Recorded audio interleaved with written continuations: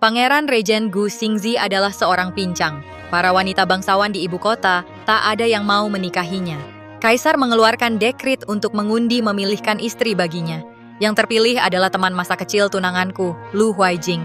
Lu Huaijing tak tega membiarkan sang teman masa kecil itu menikah. Dia malah mengganti namanya di undian dengan namaku. Aku mendengar langsung di luar pekarangan rumahnya, teman masa kecilnya, Song Yingying, berterima kasih dengan manja. Untung kakak Huaijing mengganti undian untukku. Kalau tidak, aku harus menikah ke kediaman Pangeran Regent. Mana mungkin aku tega membiarkanmu menikah dengan si pincang itu. Shen Qingqi tergila-gila padaku. Dia pasti akan menolak dekret dan menolak pernikahan ini. Tepat untuk menanggung musibah ini untukmu. Hatiku serasa membeku. Akhirnya aku pergi dalam diam. Setelah kembali ke rumah, orang tuaku sedang memegang dekret kerajaan dengan wajah penuh kekhawatiran. Anakmu bersedia menikahi Pangeran Regent. Lu Huaijing tak akan pernah tahu bahwa aku sebenarnya tidak harus menikah dengannya. Nak, apa kamu benar-benar mau menikahi Pangeran Regent? Pangeran Regent itu cacat loh. Menatap pandangan ibuku yang penuh kasihan, hidungku terasa pedih. Aku tahu ibu takut aku akan menderita setelah menikah. Tapi Pangeran Regent berkuasa di istana. Kalau menolak dekret dan membuatnya marah, seluruh keluarga kita bisa dihukum dan diasingkan. Pangeran Regent punya kekuasaan dan pengaruh. Dulu dia juga seorang jenderal yang bertempur di medan perang. Anakmu tidak akan menderita setelah menikah. Walaupun begitu, Mana ada ibu yang tega melihat anaknya menikah dengan seorang cacat? Pergilah minta tolong pada Lu Huaijing. Kamu dan dia punya ikatan pertunangan. Asalkan kalian segera menikah, pernikahan ini bisa ditolak. mendengar itu aku tersenyum getir. Ibu tahu sejak kecil aku menyukai Lu Huaijing. Aku sudah menunggu Lu Huaijing selama 7 tahun. Diejek oleh orang-orang di ibu kota sebagai perawan tua yang tak laku. Saat keluarga Lu datang melamar, ibu memelukku sambil menangis. Bilang penderitaanku sudah berakhir. Tapi siapa sangka, yang akhirnya kutunggu bukanlah Lu Huaijing, melainkan dekret untuk menikahi Pangeran Regent. Hanya karena Lu Huaijing kasihan pada teman masa kecilnya, dia mengganti nama di undian dengan namaku. Bahkan dia lebih dulu menyebarkan kabar bahwa aku adalah calon putri Regent masa depan. Seluruh ibu kota mengucapkan selamat pada Lu Huaijing, akhirnya terbebas dari pengagumnya ini. Malangnya, awalnya kukira itu hanya kabar angin. Sebagai pihak yang terlibat, aku bahkan baru tahu kebenarannya di detik terakhir. Saat ini aku seperti kelelahan. Menunduk dan berkata pelan, tidak apa. Bagaimanapun juga harus menikah. Menikah dengan siapapun sama saja. Air mata ibuku seolah sudah kering. Dia menggenggam tanganku sangat kuat sampai memutih. Saat pandanganku jatuh pada tulisan Pangeran Regent. Gu Xingzi, di dekret itu, keterikatan hatiku pada Lu Huaijing akhirnya sirna. Mulai sekarang, aku bukan lagi Shen Qingqi yang bodoh menunggu dilamar orang. Aku adalah Putri Regent. Setelah berpamitan pada ibu, aku kembali ke pekarangan kecil. Tiba-tiba terdengar suara langkah kaki yang familiar dari luar pekarangan. Pelayan wanita melaporkan dengan agak canggung, Nona, Tuan Lu datang. tanganku yang memegang gaun pengantin mengencang, ujung jariku terasa dingin. Saat aku mengangkat kepala, Lu Huaijing sudah masuk dengan mengangkat tirai. Berbalut jubah brokat putih keperakan, Masih terlihat seperti pangeran lembut impian para gadis ibu kota. Tapi Song Yingying yang mengikutinya di belakang saat ini, seperti sebuah duri, menusuk mataku hingga perih. Song Yingying bersembunyi ketakutan di belakangnya. Matanya sedikit merah. melihatku dia langsung menunduk. Terlihat seperti orang yang diperlakukan tidak adil. Lu Huaijing langsung berjalan menghampiriku. Melihat gaun pengantin di tanganku, matanya sempat berkilat sinis. Begitu tidak sabar ingin menikah denganku ya. Seolah-olah yang mengganti undian dan memaksaku menikahi orang cacat bukan dia. Aku menatapnya. Sisa-sisa pikiran terakhir di hatiku benar-benar lenyap tanpa bekas. Untuk apa kau kesini? Aku datang hari ini. Untuk meminta sesuatu untuk Yingying. Dia menyingkir, membiarkan Song Yingying maju selangkah. Yingying akhir-akhir ini mimpi buruk setiap malam. Tabib kerajaan bilang butuh giok penghangat untuk menenangkan. Giok hangat yang ibumu berikan padamu itu paling cocok. Berikan saja padanya. Dadaku sesak. Aku menatapnya tak percaya. Itu yang kubawa sejak kecil sangat berarti bagiku. Cuma sepotong giok saja. Nada Lu Huaijing meremehkan. Bahkan dengan sedikit rasa wajar. Kalau kau mau memberikannya, Nantinya aku akan menjadikanmu selir. pasti tidak akan membuatmu tersakiti. Menjadikanku selir, aku seperti mendengar lelucon terbesar. Tak tahan, aku tertawa. Ternyata, setelah menunggu 7 tahun, di hatinya, aku hanya pantas jadi selir. Dulu, untuk menghiburku, Dia berlari ke seluruh ibu kota hanya untuk membelikanku kue bunga aprikot favorit. lalu karena aku sakit, Lu Huaijing yang berlutut di depan Buddha selama 3 hari penuh untuk mendoakanku, ternyata sudah lama mati. Song Yingying menarik lengan Lu Huaijing. Kak Huaijing, sudahlah, kakak tidak mau Aku tidak usah minta. agar tidak merusak hubungan kalian. Tapi harapan di matanya sama sekali tidak bisa disembunyikan. Melihatku tidak mau, Lu Huaijing malah marah. Jangan tidak tahu terima kasih. Kondisi Yingying lemah. Giok ini sangat penting baginya. Sambil berkata, dia mengulurkan tangan untuk menarik tali giok di pinggangku. Refleks aku mundur. Menggenggam erat giok hangat itu, tidak mau melepaskannya. Di tengah tarik-menarik kami, tiba-tiba terdengar suara krak yang nyaring. Giok hangat itu terlepas dari genggaman kami, terjatuh di lantai batu hijau, langsung pecah menjadi dua. Aku terpana menatap giok yang pecah di lantai. Seluruh tenagaku seolah terkuras habis. Lu Huaijing hanya panik sesaat, lalu dia mengejek dengan ringan. Cuma sepotong giok, aku ganti saja. Shen Qingqi langsung mendongak. Suaranya gemetar karena marah. Tapi tak ada lagi sedikit pun rasa sayang di matanya. Hanya tersisa ketegasan yang dingin. Lu Huaijing, pertunangan kita mulai sekarang batal. Wajah Lu Huaijing berubah drastis. Apa maksudmu? Shen Qingqi berdiri tegak. Memandangnya dengan tatapan tegas. Maksudnya, mulai sekarang aku dan kamu berjalan sendiri-sendiri. Tak ada hubungan lagi. Wajah Lu Huaijing pucat pasi. Dia mengatakannya sambil mengeratkan gigi. Baik, bagus sekali. Tak ada hubungan lagi. Kamu tak mau menikah denganku. Jangan-jangan malah mau menikah dengan si cacat itu? Suara Shen Qingqi tenang tapi penuh ketegasan yang tak terbantahkan. Tak usah Tuan Lu repot-repot. Silakan pergi. Pekaranganku ini tak cukup tempat untuk kalian berdua. Shen Qingqi berbalik dan pergi. Tak lagi memandang dia dan Song Yingying. Hanya menyisakan keduanya terdiam di tempat. Lu Huaijing marah dan terkejut. Song Yingying di matanya terlihat kilatan kepuasan yang nyaris tak terlihat. Baru 3 hari sejak giok hangat itu pecah. Desas-desus sudah menyebar ke seluruh ibu kota. Awalnya, tukang cerita di kedai teh yang membumbui cerita. Mengatakan Shen Qingqi demi tetap di sisi Lu Huaijing. Tak segan menghancurkan giok hangat peninggalan ibunya untuk menunjukkan tekad. Kemudian ada yang bilang Shen Qingqi menangis dan merengek pada Lu Huaijing di tengah malam. Hanya untuk mempertahankan pertunangan. Kata-kata ini dalam setengah hari sudah sampai. Ke telinga ibu Shen Qingqi. Ibu Shen gemetar marah. Sampai tak bisa makan. Hari itu aku pergi ke kuil untuk sembayang. Baru saja keluar dari gerbang utama, langsung dikerumuni beberapa wanita yang tak jelas asal-usulnya. Mereka menunjuk hidungku dan memaki, itu dia, Shen Qingqi. Demi lelaki, giok pemberian ibunya sendiri berani dia hancurkan. Sungguh anak durhaka. Dengar-dengar dia ngejar-ngejar terus Tuan Lu, tebal benar mukanya. Makin lama, makian mereka makin menjadi. Salah satu wanita yang gemuk bahkan maju mendekat, lantas mendorongku hingga terjatuh. Lututku terbentur batu pualam hijau, sakitnya menusuk-nusuk. Rokku juga sobek bolong. Ada pejalan kaki yang ingin menolongku berdiri, Tapi disingkirkan oleh wanita lain. Jangan sentuh dia, perempuan tak tahu malu macam ini pantas diberi pelajaran. Aku berusaha bangun dengan menopang tubuh di tanah. wanita gemuk itu malah menginjak punggung tanganku dengan keras. Biar tahu rasa. Rasa sakit yang amat sangat dari punggung tangan membuat mataku berkunang-kunang. Air mata tak terkendali mengalir. Di saat itulah pengawal yang ikut akhirnya datang dan menarik para wanita itu. Tapi punggung tanganku sudah bengkak, merah dan lebam. Lututku juga mengeluarkan darah. Ibu memelukku, menangis, hingga seluruh tubuhnya gemetaran. Kenapa anakku harus mengalami siksaan seperti ini, Betty? Aku bersandar di pelukan ibu, hati terasa sakit dan dingin. Aku tahu, pasti ini diatur diam-diam oleh Lu Huaijing atau Song Yingying. Mereka memang ingin menghancurkanku, memaksaku menyerah. Di luar pintu kuil, ibu dan anak saling berpelukan. Sekitarnya perlahan-lahan menjadi sunyi. Kembali ke kediaman. Ayah melihat tangan dan lututku yang terluka. Wajahnya penuh amarah. Ayah langsung ingin pergi ke kediaman keluarga Lu untuk menuntut keadilan. Kemarahannya tak tertahankan. Ayah, percuma. Kalau dia berani melakukan ini, Pasti sudah siap, kita akan ribut. Aku segera menghalangi ayah. Sorot mataku penuh kepasrahan dan kewaspadaan. Tepat saat itu, suara pemberitahuan dayang terdengar dari luar, memecah kesunyian di dalam ruangan. Nona, utusan dari Istana Pangeran Perwalian datang, membawa hadiah pula. Hatiku berdebar. Utusan dari Istana Pangeran Perwalian ternyata datang untukku.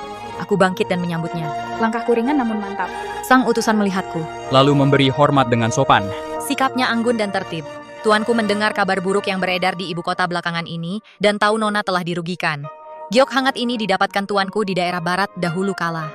Sifat giok ini lembut dan hangat, cukup mirip dengan giok lama Nona, khusus dihadiahkan untuk Nona. Tuanku juga berkata, kabar buruk akan berhenti di tangan orang bijak. Beliau pasti akan melindungi Nona. Tidak ada sikap merendahkan atau memberi belas kasihan. Tidak ada pertanyaan yang memojokkan, hanya rasa hormat yang tepat. Dibandingkan dengan fitnah dan penghinaan Lu Huaijing, sikap Gu Xingzi bagai seberkas cahaya hangat, menerangi kegelapan. Sampaikan terima kasihku pada pangeran. Aku akan menyimpan baik-baik perhatian ini. Utusan itu memberi hormat lalu pergi. Sosoknya perlahan menghilang di kedalaman taman. Setelah utusan pergi, ibu menggenggam tanganku. Matanya sedikit merah, penuh kasih sayang. Sayang, pangeran perwalian ini ternyata orangnya perhatian, begitu tulus padamu. Aku mengangguk. Perasaan baikku pada Gu Xingzi bertambah dalam, terasa hangat di hati. Sinar matahari sore menembus jendela, menyinari ruangan. Semuanya terasa hangat dan indah. Keesokan harinya di pagi hari, Shen Qingqi seperti biasa keluar dari kamarnya dan berjalan menuju luar halaman. Baru sampai di pintu gerbang, dia melihat beberapa warga yang ingin tahu mengintip-intip dari luar. Jelas-jelas sengaja dihadirkan oleh Lu Huaijing untuk melihat apakah dia benar-benar akan memilih pangeran cacat daripada dirinya. Shen Qingqi mengangkat kepala tanpa rasa takut. Dengan tenang, menatap tatapan penasaran mereka. Warga sekalian, suaraku tidak keras. Tapi cukup jelas didengar oleh semua yang hadir di ibu kota. Mereka bilang aku menghancurkan Gyoku untuk menunjukkan tekad tergila-gila pada Tuan Lu. Itu semua rumor yang tidak bisa dipercaya. Dia mengangkat tangan menunjuk setengah giok yang pecah itu. Nadanya tenang tapi penuh kekuatan yang tak terbantahkan Lu Huaijing. Demi teman masa kecilnya Song Yingying. Memaksa merebut dan menghancurkan Gyoku. Pertunangan kami sudah putus, bukan sekadar ucapan emosi, tapi keputusan yang sudah dipikir matang. Sambil berkata begitu, dia mengangkat tangannya lagi, menimbang-nimbang giok hangat baru yang diberikan oleh Pangeran Perwalian. Pangeran Perwalian memberikanku giok ini. Karena mengerti aku tersiksa oleh rumor, dan memberikannya untuk menenangkanku. Aku Shen Qingqi bersedia menikahi Gu Xingzi, bukan karena kekuasaan, tapi karena ketulusan hatiku. Setelah pernyataanku hari itu, suara-suara yang tadinya ramai membicarakan perlahan mereda. Sehari sebelum hari pernikahan, Shen Qingqi menahan sakit pergi sendiri ke pasar memilih buah pernikahan. Baru sampai di depan kios, pergelangan tangannya tiba-tiba dicengkeram kuat oleh tangan besar. Genggamannya sangat kuat, hampir seperti ingin menghancurkan tulang pergelangannya yang ramping. Dia menahan sakit dan menoleh. Ternyata Lu Huaijing di belakangnya diikuti oleh Song Yingying Qingqi. Kau memang masih mencintaiku. Kalau tidak, kenapa datang ke pasar memilih-milih? Membeli buah pernikahan ini. Pasti untuk persiapan pernikahan kita, kan? Aku mengerti. Dia tersenyum, begitu yakin dan percaya diri. Sama sekali tidak memperhatikan luka di punggung tangannya. Ucapanmu putus pertunangan hari itu hanya amarah belaka. Semua ini aku mengerti. Tenang saja meski hanya bisa menjadikanmu selir. Tapi aku pasti tidak akan menyia-nyiakanmu. Aku langsung kaku. Ku berusaha menarik tanganku, tapi lukaku di punggung tangan malah makin sakit digenggamnya. Lu Huaijing, lepaskan. Tanganku sakit. Baru saat itu dia menyadari lebam di punggung tanganku. Kenapa bisa begini? Bertengkar dengan orang. Atau jangan-jangan kau sengaja melukai dirimu sendiri agar aku merasa kasihan? Ucapannya seperti pisau, menusuk hatiku hingga terasa sakit. Song Yingying tiba-tiba maju. Dengan pura-pura khawatir, dia menarik lengan baju Lu Huaijing. Kak Huaijing, jangan seperti ini. Kakak mungkin memang sedang kesal, tapi kakak jangan marah lagi. Kak Huaijing masih memikirkanmu, makanya dia bersedia menjadikanmu selir. Kalau orang lain, dia bahkan tidak mau. Ucapannya seperti sumbu, langsung memicu perbincangan orang-orang yang menonton. Awalnya hanya bisik-bisik, Tapi tak lama kemudian ada yang mulai menuding dengan keras. Tuan Lu sudah mau menikahi Nona Song. Dia masih saja memaksa. Sungguh tak tahu malu. Kurasa dia ingin mengandalkan Tuan Lu. Tapi juga ingin menikahi Pangeran Bupati jadi permaisuri. Ambisi yang besar sekali. Kata-kata itu seperti jarum yang tak terhitung, menusuk gendang telingaku hingga sakit. Lu Huaijing melihat kejadian ini, kilatan kepuasan terlihat di matanya. Qingqi, jangan membuat keributan lagi. Aku tahu kau kesal, tapi aku tidak bisa membiarkan Yingying terluka. Aku melihat wajah munafiknya dan orang-orang di sekitar yang menunjuk-nunjuk, merasa ini sangat menggelikan. Ketulusanku selama 7 tahun, ternyata hanya diganti dengan luka di sekujur tubuh dan nama buruk yang tak berujung. Aku sama sekali tidak akan menikahimu, apalagi menjadi selir. Aku menggunakan seluruh tenaga untuk melepaskan genggamannya. Rasa sakit di punggung tangan dan di dada berbaur menjadi satu. Membuatku hampir tidak bisa berdiri tegak. Tapi Lu Huaijing mengira aku masih mengamuk. Dia melangkah maju ingin menarikku. Qingqi, jangan manja. Selain aku, siapa lagi yang mau menerimamu? Sekarang, reputasimu sudah hancur. Hanya aku yang melindungimu. Kau melindungiku? Aku menatapnya. Hati ini terasa dingin. Orang-orang yang mencaciku itu, orang-orang yang mendorong dan menginjakku itu, apakah kau yang mengirim mereka? Lu Huaijing, Kau benar-benar membuatku jijik. Setelah berkata begitu, aku berbalik dan pergi. Shen Qingqi, Jangan kau menyesal. lambat laun kau akan kembali memohon padaku. Pada hari pernikahan, sebelum fajar aku sudah mengenakan pakaian pengantin tradisional Tiongkok. Tepat pukul 7 pagi, rombongan pengantin dari kediaman pangeran pemangku takhta tiba. Suara genderang dan musik meriah memenuhi udara. Hiasan merah sepanjang jalan memerah seluruh jalanan. Pangeran benar-benar baik pada Nona. Aku naik ke tandu pengantin merah besar. Baru saja tirai tandu diturunkan, hati yang semula gelisah sedikit tenang. Aku memejamkan mata sebentar, lalu memberi perintah pada ibu pendamping di luar. Angkat tandu.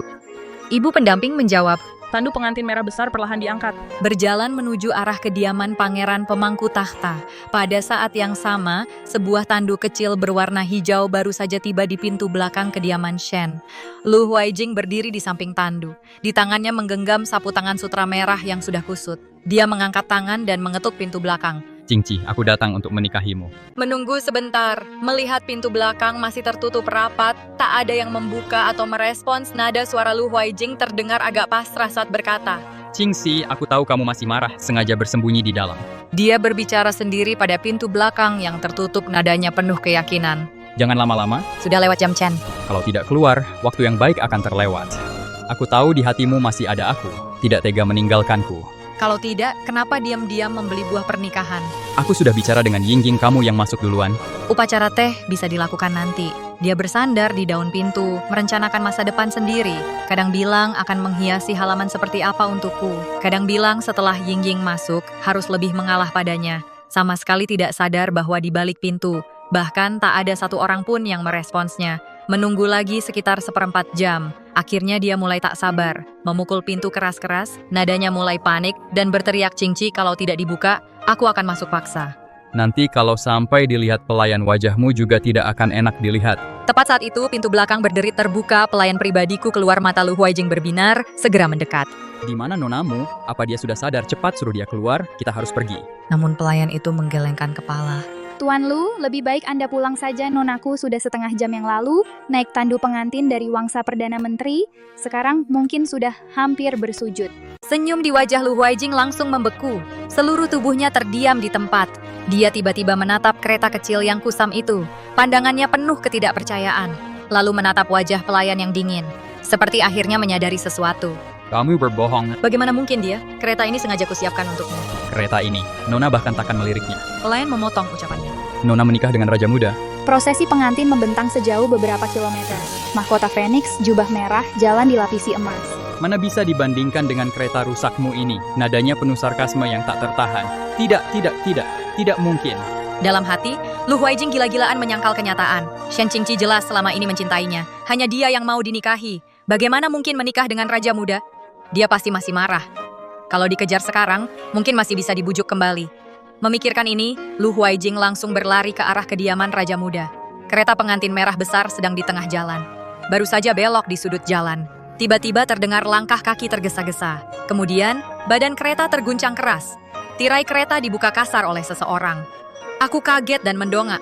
Langsung melihat Lu Huaijing berdiri di samping kereta, berkeringat deras.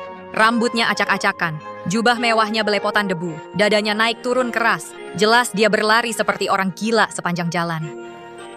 Sebelum aku bereaksi, dia menggenggam pergelangan tanganku dengan kuat. Genggamannya hampir menghancurkan tulang. Cingci, Ikut aku, Gu Xingzi itu cacat. bagaimana bisa kau benar-benar menikah dengannya? Sakit di pergelangan tangan membuatku mengerutkan kening. Aku berusaha keras membuka tangannya. Suaranya dingin bagai es. Lu Huaijing, Lepaskan. Aku sudah tidak ada hubungannya denganmu lagi. Dia tidak hanya tidak melepaskan genggamannya, malah menggenggam lebih erat. Matanya dipenuhi ketidakrelaan dan kegilaan. Aku tidak bisa hanya diam melihat wanitaku menikah dengan seorang cacat. Siapa yang tidak tahu dulu kau hanya suka mengikutiku kemana-mana? 7 tahun. Shen Qingqi. kau sudah menungguku selama 7 tahun. Tangannya yang lain mengeluarkan sesuatu dari dalam bajunya. Ternyata, itu adalah setengah potong giok hangat yang kuremukan hari itu. Dia memperbaiki retakannya dengan lembaran emas secara teliti. Tepiannya masih agak kasar. Jelas itu diperbaikinya sendiri dengan canggung. Lihat, ku sudah memperbaiki giok ini. Qingqi. Lihatlah, Aku tahu kau marah karena aku meremukannya. Aku salah. aku mencari pengrajin terbaik di ibu kota untuk belajar memperbaikinya. Tanganku melepuh terkena panas beberapa kali. Lihat, sudah baik. Kita juga bisa baik kembali, kan? Lembaran emas pada giok itu berkilau menyilaukan di bawah sinar matahari, memantulkan matanya yang merah. Tapi aku hanya merasa ini sangat konyol. Giok yang sudah pecah ya sudah pecah. Ditempel emas pun tidak bisa menyatukannya seperti dulu. Sama seperti hubungan kita. Sejak saat dia memilih Song Yingying, semuanya tidak akan pernah kembali. Kau pikir pangeran perwalian akan memandang serius seorang wanita yang pernah menyukai pria lain? Kata-katanya seperti pisau tumpul menusuk kebodohanku selama 7 tahun. Melihatnya begitu yakin, tiba-tiba aku merasa ini sangat menggelikan. Amarah dan kekecewaan yang terpendam meledak seketika. Aku menyentakkan tangannya dengan kasar. Bahkan setengah giok hangat berlapis emas itu juga terlempar ke tanah. Prak! Giok itu pecah lagi. Lembaran emasnya terlepas. Berserakan berantakan di lantai. Lu Huaijing seolah kehilangan semua tenaga oleh suara itu. Dia hanya bisa menatap kosong ke arah giok yang pecah untuk kedua kalinya di lantai. Seluruh tubuhnya membeku di tempat. Matanya kosong dan hampa. Lalu, mengapa kau bisa mengabaikan perasaan kita selama bertahun-tahun ini dan mengganti tanda tangan Song Yingying dengan namaku? Suaraku terdengar jelas dan tegas. Setiap kata bagaikan pisau. Lu Huaijing terdiam sejenak, kehilangan kata-kata. Wajahnya pucat pasti. Kupikir kau akan menolak. Kita sudah punya ikatan pertunangan. Kalau kau tolak, Pangeran Perdana Menteri tidak akan mempersulitmu. Tapi Yingying berbeda. Kalau yang terpilih adalah Yingying, Dia benar-benar harus menikah. tidakkah kau punya sedikit rasa iba? Aku hampir muntah darah mendengar kata-kata Lu Huaijing yang memutarbalikkan fakta. Dulu Lu Huaijing memang baik padaku. Kalau tidak, aku juga tidak akan mau menunggunya selama bertahun-tahun. Tapi sejak Song Yingying, teman masa kecilnya, kembali, semuanya berubah. Lu Huaijing kasihan pada Song Yingying yang punya penyakit jantung bawaan. Jadi dia terus menyuruhku untuk mengalah.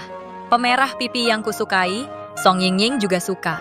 Lalu aku disuruh menyerahkannya pada Song Yingying. Aku suka rasa manis, Song Yingying suka rasa asin. Lalu semuanya mengikuti selera Song Yingying. Bahkan di hari ulang tahunku, Lu Huaijing sampai lupa. Hanya karena ingin menangkap kunang-kunang untuk membuat lampu malam bagi Song Yingying. Setiap kali aku protes, Lu Huaijing selalu bilang, Yingying punya penyakit jantung. kau mengalah saja. Sekarang dia bahkan mendorongku sendiri ke dalam lubang api.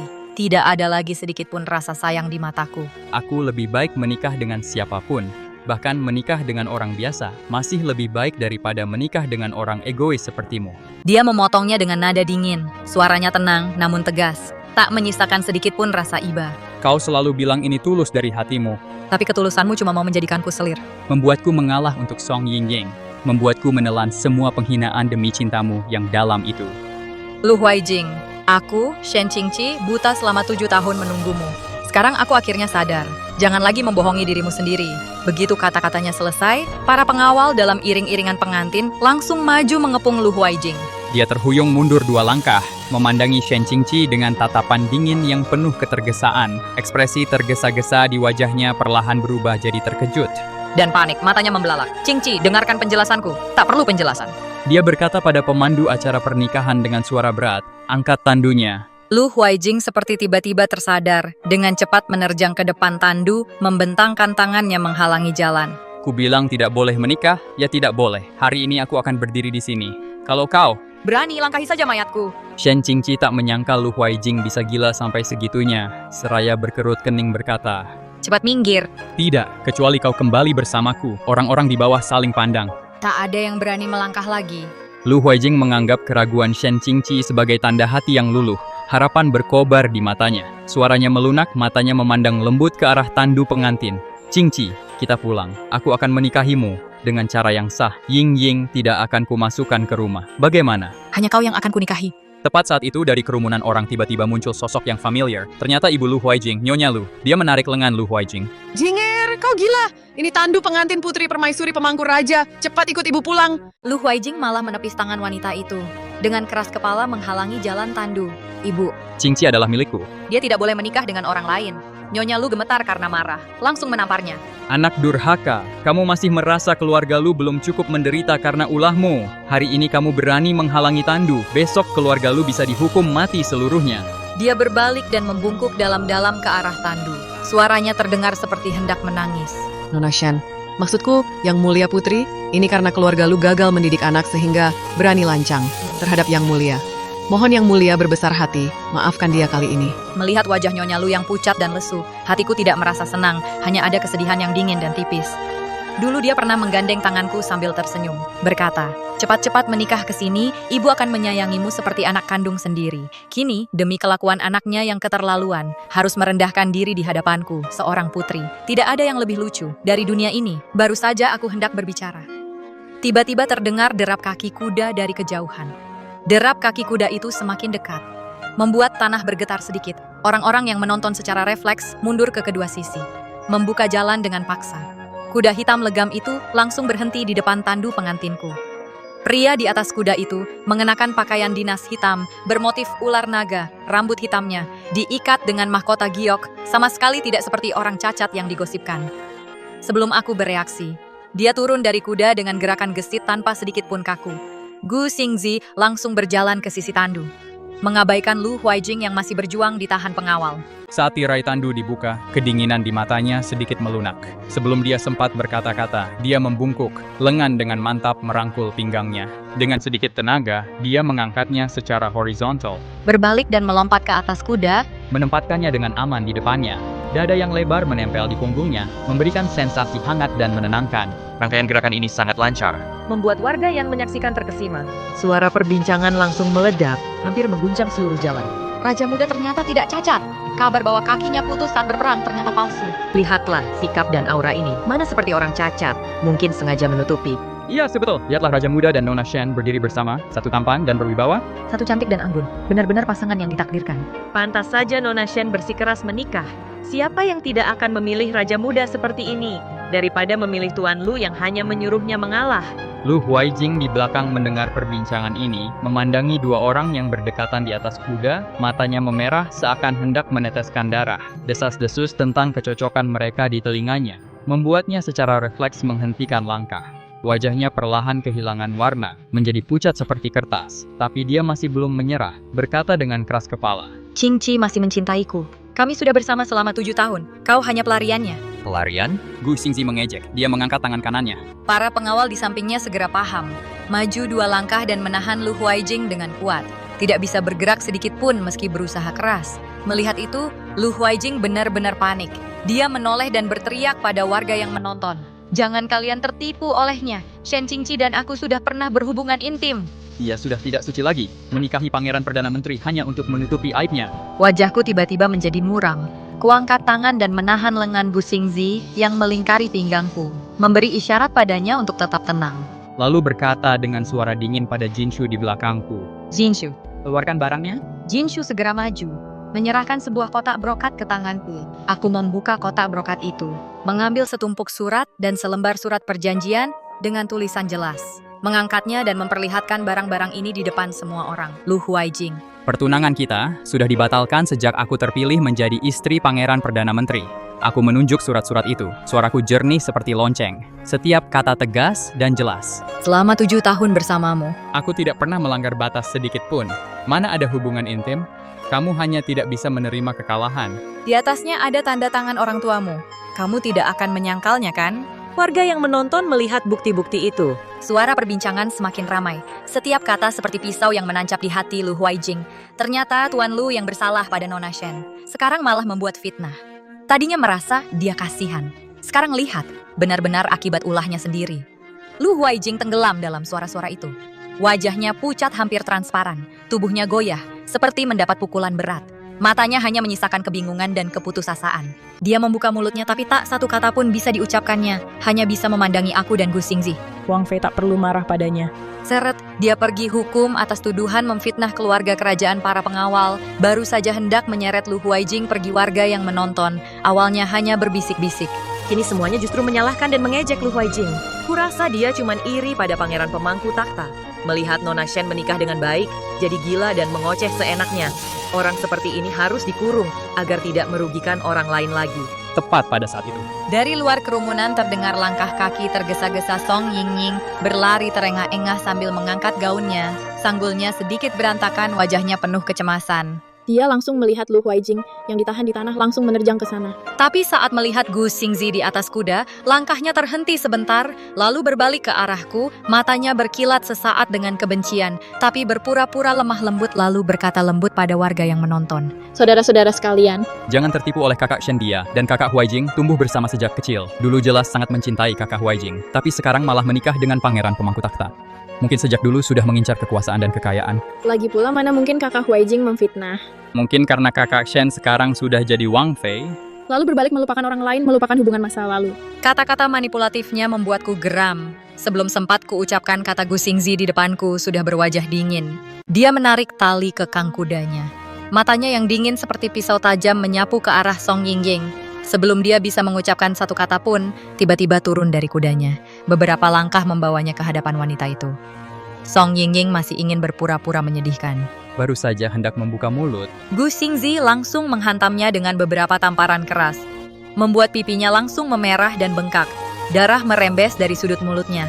Permaisuriku, berani membicarakan permaisuriku seenaknya? Suara Gu Xingzi sedingin es di musim dingin. Lu Huaijing memfitnah keluarga kerajaan. Kau berani membantunya menyebarkan fitnah keji pada permaisuri? Berarti kau adalah kaki tangannya. Song Yingying terpukau oleh pukulan itu. Memegangi pipinya, dia memandang Gu Xingzi dengan tak percaya. Air matanya langsung membanjir, tapi saat mendengar kata kaki tangan, Dan mendengar Gu Xingzi berkata dingin pada pengawalnya. masukkan dia dan Lu Huaijing ke penjara. Wajahnya langsung pucat pasi. Tak ada lagi sisa-sisa penampilan lemahnya.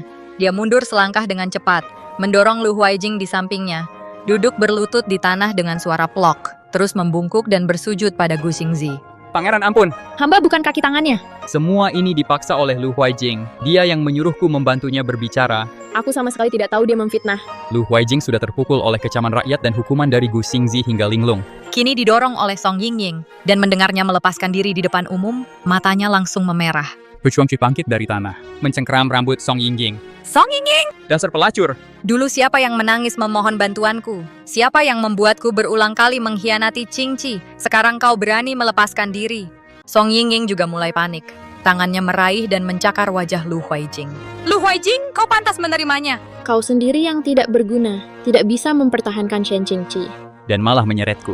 Aku tidak mau masuk penjara bersamamu. Keduanya langsung berkelahi. Rambut mereka acak-acakan, pakaian mereka kusut. Tidak ada lagi sisa kesopanan masa lalu. Warga yang menyaksikan terpana. Menyaksikan pasangan kekasih masa kecil yang dulu begitu mesra ini.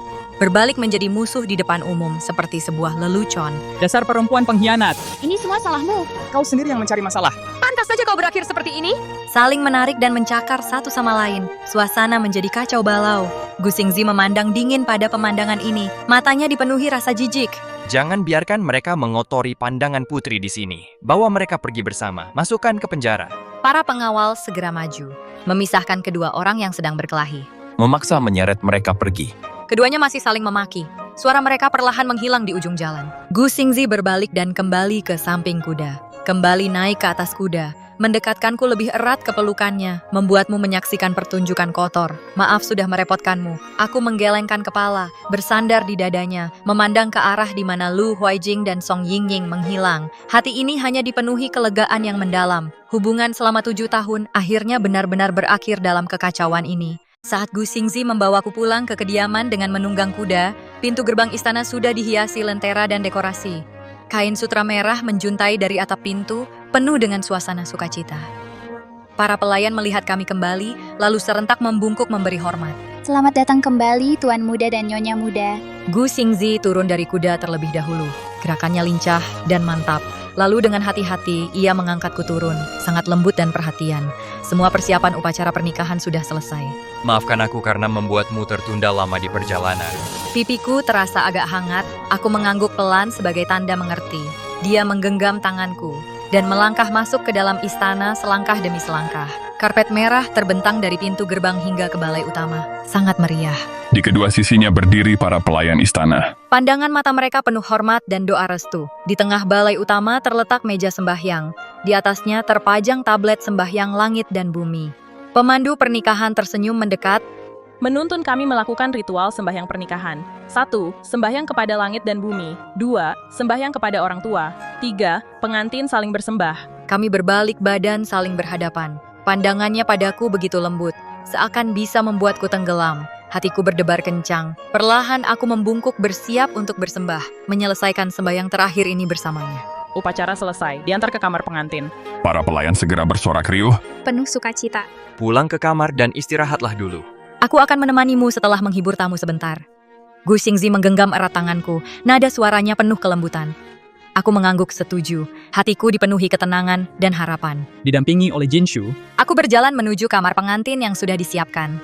Kamar pengantin dipenuhi warna merah yang meriah, suasana sukacita terasa di mana-mana. Spray bermotif naga dan phoenix terbentang di atas tempat tidur.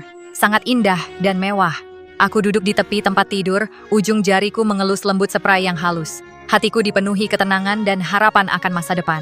Entah berapa lama telah berlalu, pintu kamar pun dibuka perlahan. Gu Xingzi masuk ke dalam. Tubuhnya membawa bau alkohol yang samar, tapi sama sekali tidak mempengaruhi kewarasannya. Dia berjalan dan duduk di sampingku, mengambil anggur pernikahan di atas meja, memberikan 1 gelas padaku. Hari ini membuatmu menunggu lama. Aku menerima gelas itu, menyentuhkan gelasku dengan gelasnya dengan lembut, mendongak dan meminumnya, meletakkan gelas itu. Gu Xingzi tiba-tiba menggenggam tanganku, sorot matanya serius. Qingqi, ada satu hal. Yang selalu ingin kukatakan padamu. Aku menengok menatapnya, memberi isyarat agar dia melanjutkan. Sebenarnya aku bukan benar-benar cacat. Semua itu sengaja kulakukan. Hatiku sedikit bergetar, tapi tidak terlalu terkejut. 3 tahun lalu, aku bertempur di perbatasan. Benar-benar terjebak dalam penyergapan musuh. Kaki kiriku tertembak panah, tapi luka panah itu meski parah, tidak melukai bagian yang vital. Setelah dirawat setahun sudah sembuh. Hanya saja saat itu kaisar sebelumnya baru saja mangkat. Putra mahkota masih kecil. Banyak pejabat berkuasa di istana mengincar takhta. Diam-diam bersekongkol membangun kekuatan. Jika mereka tahu lukaku sudah sembuh, Pasti akan menganggapku sebagai duri dalam daging. bersatu untuk melawanku, bahkan membahayakan keselamatan putra mahkota. Jadi kamu sengaja mengumumkan keluar bahwa kaki kirimu cacat. Setiap hari duduk di kursi roda untuk menunjukkan kelemahan. Gu Xingzi mengangguk. Di dasar matanya, kilatan dingin melintas. Benar, di kantor tahun ini, aku memanfaatkan identitas cacat untuk membuat orang-orang itu lengah. Diam-diam mengumpulkan bukti rencana makar mereka. Langkah demi langkah membersihkan para penjilat di istana. Kini situasi di istana semakin stabil. Putra mahkota juga semakin besar. Aku tak perlu lagi berpura-pura. Selama ini menyembunyikannya darimu. Karena takut kamu khawatir, juga takut rencana bocor. Dan kau menikah denganku sebenarnya sudah kuduga dari dulu. Mendengar itu, aku sedikit terkejut dan mengangkat alis. Kamu ingat tidak, dulu di rumah nenek di daerah Jiangnan, ada anak tetangga yang pendiam. Mendengar, sampai di sini sepertinya aku mulai menyadari sesuatu, tapi aku masih tak percaya, memandang Gu Xingzi. Benar, itu aku. Anak yang pendiam waktu itu, dan sekarang bupati yang berkuasa besar ini, siapa sangka anak yang dulu dibuli dan dilindungi olehku, sekarang punya kekuasaan sebesar ini. Aku tak bisa tidak merenungkan keajaiban takdir. Aku memang ingin menikahimu sejak awal. Setelah tahu tunanganmu menukar undian itu, kau tahu betapa senangnya aku? Aku pun tak bisa menahan tawa. Oh, begitu rupanya kau sudah jatuh hati padaku sejak lama. Ya, aku sudah jatuh hati padamu sejak lama. Kulihat kelelahan di matanya hatiku, tiba-tiba merasa iba. Aku mengulurkan tangan dan membelai pipinya dengan lembut. Kamu sudah bekerja keras. Dia menggenggam tanganku, membawanya ke bibirnya dan menciumnya dengan lembut. Pandangannya lembut. Sekarang denganmu di sampingku, ke depannya tidak akan terasa berat lagi. Cahaya bulan di luar jendela menyelinap masuk melalui kisi-kisi. Aku bersandar di bahunya merasakan kehangatan tubuhnya, tidak bisa tidur semalaman. Beberapa hari setelah menikah, dia memperlakukan aku dengan sangat baik dalam segala hal. Seluruh isi kediaman ini juga karena pesannya. Sangat menghormatiku, tapi ketenangan ini tidak bertahan lama sebelum diusik oleh kegigihan Lu Huaijing. Suatu pagi yang cerah ini, di dalam kediaman pangeran yang sangat luas, lonceng angin di bawah atap berdentang lembut ditiup angin. Aku baru saja bangun dan selesai bersiap-siap, merapikan pakaian dan sanggul rambutku. Jinshu masuk dengan tergesa-gesa. Nadanya terdengar agak kesal saat berkata, Wang Fei. Tuan Lu kembali berlutut di depan pintu kediaman ini. Tanganku yang memegang sisir giok terhenti sejenak, lalu kembali tenang. Dengan datar ku katakan, abaikan saja. Kukira setelah berlutut setengah hari, dia akan menyerah. Tapi sampai siang hari, matahari semakin terik, udara pun semakin panas. Pengawal datang melapor, mengatakan Lu Huaijing masih berlutut di luar dan tak mau pergi. Batu pualam di bawah lututnya sudah ternodai warna merah muda. Dia juga terus memanggil namaku berulang-ulang, memohon untuk menemuiku sekali saja. Mendengar pengakuannya, saat itu Gu Xingzi sedang menemaniku bermain catur di taman. Ekspresinya tenang dan santai. Mendengar laporan itu, tangan Gu Xingzi yang sedang menaruh bidak catur terasa lebih berat. Kilatan dingin melintas di mata Gu Xingzi. Dia berkata dengan datar, Dia memang sangat gigih, sayangnya kegigihannya salah tempat. Sambil berkata demikian, dia bangkit dan menggenggam tanganku, bersiap untuk pergi bersama. Kita lihat Tuan Lu yang gigih ini. Kami berdua berjalan berpegangan tangan menuju gerbang kediaman. Melangkah perlahan di sepanjang koridor, Lu Huaijing mengenakan jubah brokat yang sudah lusuh dan memudar. Rambutnya acak-acakan, wajahnya pucat dan lesu. Kain di bagian lututnya sudah lama sobek, bercak darah merembes, tapi dia tetap keras kepala berlutut di sana. Melihat ada gerakan di pintu gerbang, Lu Huaijing segera menengadah, matanya penuh harapan. Qingqi, akhirnya kau mau menemuiku. Aku tahu aku salah. Aku benar-benar tahu aku salah. Sambil berkata, dia mengambil kotak makanan di sampingnya. Gerakannya terburu-buru. Ini kue bunga osmanthus yang dulu paling kau sukai. Aku yang buat sendiri. Cobalah. Anggap saja ini memberiku kesempatan untuk menebus kesalahan. Gu Xingzi menggenggam tanganku. Genggamannya hangat, menenangkan, dan tegas. Gu Xingzi berkata dengan suara dingin ke arah luar pintu. Suaranya berwibawa dan tegas. Lu Huaijing, kau tahu di mana letak kesalahanmu? Lu Huaijing terdiam sejenak.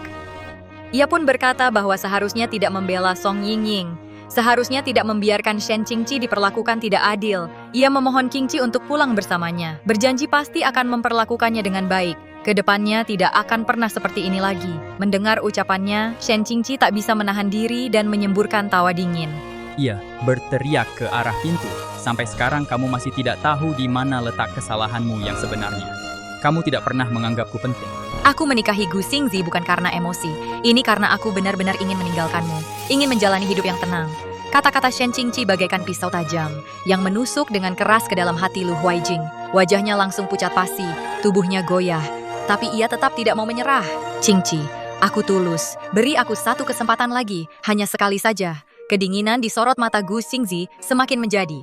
Ia berkata dengan suara berat pada pengawal, bawa dia pergi dari sini. Jika berani mendekati kediaman pangeran setengah langkah lagi, langsung tangani sebagai penyusup. Para pengawal segera maju, ingin membantu Lu Huaijing berdiri. Tapi ia meronta-ronta dan tidak mau bangun, menatap tajam ke arah pintu gerbang. Qingqi. Ku tidak pergi. Aku akan menunggu sampai kamu memaafkanku. Tapi perlawanannya sia-sia di hadapan para pengawal. Pada akhirnya ia tetap diseret pergi dengan paksa. Ia masih terus berteriak memanggil nama Shen Qingqi. Suaranya penuh keputusasaan. Kemudian menurut kabar dari pelayan, setelah Lu Huaijing diantar pergi, ia diam-diam kembali lagi dan berjaga selama beberapa hari di sudut jalan dekat kediaman pangeran. Tapi sampai akhir pun tidak bisa bertemu Shen Qingqi lagi. Setelah Lu Huaijing pulang ke rumah, ia terbaring sakit. Demamnya tak kunjung turun. Sepanjang malam mengigau. Keluarga Lu mendatangkan banyak tabib, tapi semuanya tak berdaya. Tak terasa kandunganku sudah lebih dari 3 bulan. Gu Xingzi semakin perhatian padaku. Bahkan rapat pagi yang biasanya wajib dihadiri, Sering ia izin untuk menemaniku menjaga kandungan. hari itu bertepatan dengan hari ulang tahun Dewi Guanyin. Ia pun menemaniku berdoa di kuil Jingxin di pinggir kota. Berharap bayi dalam kandunganku sehat dan selamat. Kuil Jingxin ramai pengunjung. Karena sedang tidak ada kegiatan, aku berjalan-jalan sendiri ke hutan bambu di belakang kuil. Baru saja masuk ke dalam hutan bambu, seorang yang terlihat familiar namun lusuh menangkap pandanganku. Itu Lu Huaijing. Ia mengenakan pakaian kasar, rambutnya acak-acakan, wajahnya pucat kekuningan, tulang pipinya menonjol. Sudah tak ada lagi wibawa anak keluarga terpandang seperti dulu. Melihatku, ia terkejut sejenak. Lalu, kilatan cahaya muncul di matanya. Ia ingin mendekat, tapi dicegah oleh pengawal di sampingnya. Ia pun hanya bisa berdiri di tempat, suaranya serak seperti amplas. Qingqi. Aku berhenti melangkah, memandangnya dengan tenang, tanpa sedikit pun gejolak. Jinshu berbisik di sampingku. Nyonya Pangeran, akhir-akhir ini di ibu kota beredar kabar. Bisnis keluarga Lu benar-benar bangkrut. Para pedagang takut menyinggung pangeran. Semua menghentikan kerjasama. Kini, keluarga Lu hampir tak bisa menutupi pengeluaran sehari-hari. Mendengar ini, Lu Huaijing tampak tersipu malu. Ia menundukkan kepala, suaranya terdengar seperti hendak menangis. Aku tahu salah, dulu aku bersalah padamu. Kalau saja aku tidak melindungi Song Yingying, tidak akan sampai seperti ini. Benar, salahmu tidak ada hubungannya denganku. Aku memotong pembicaraannya dengan nada dingin. Kita bertemu hari ini, anggap saja sebagai orang asing. Tak perlu banyak bicara. Tepat saat itu, dari kejauhan terdengar suara pertengkaran. Terlihat seorang wanita berpakaian compang-camping, rambutnya kusut dan kekuningan. Sedang diusir oleh biksu kuil. Setelah dilihat lebih teliti, ternyata itu Song Yingying. Wajahnya penuh kotoran, pakaiannya bertambal-tambal. Tak tersisa sedikit pun wujudnya yang lemah lembut dan cantik di masa lalu. Aku cuma mau minta sesuap nasi. Kenapa kalian mengusirku? Teriak Song Yingying sambil menangis. Saat melihat Lu Huaijing, matanya langsung menyala dengan api kebencian. Lu Huaijing, semua ini gara-gara kamu. Kalau bukan karena kamu, mana mungkin aku diusir dari kediaman? Wajah Lu Huaijing berubah muram. Dia pun membalas dengan keras. Kalau bukan karena kamu yang dulu menghasutku, mana mungkin aku kehilangan Qingqi. Mana mungkin keluarga Lu jatuh miskin. Kamu masih berani menyalahkanku? Mereka berdua langsung bertengkar hebat. Aku tak mau melihat lagi. Semua sudah berlalu. Benar salahnya terserah pada hati masing-masing. Ayo kita pergi. Aku menengadah, bertemu dengan pandangan lembut Gu Xingzi. Aku mengangguk, menyandarkan lenganku padanya, dan melangkah keluar dari hutan bambu. Sinar matahari menembus daun bambu, menyinari kami, hangat dan terang. Aku tahu di hari-hari mendatang, dengan dia di sampingku dan bayi dalam kandunganku, itulah kebahagiaan paling sempurna di dunia. Akhir bab.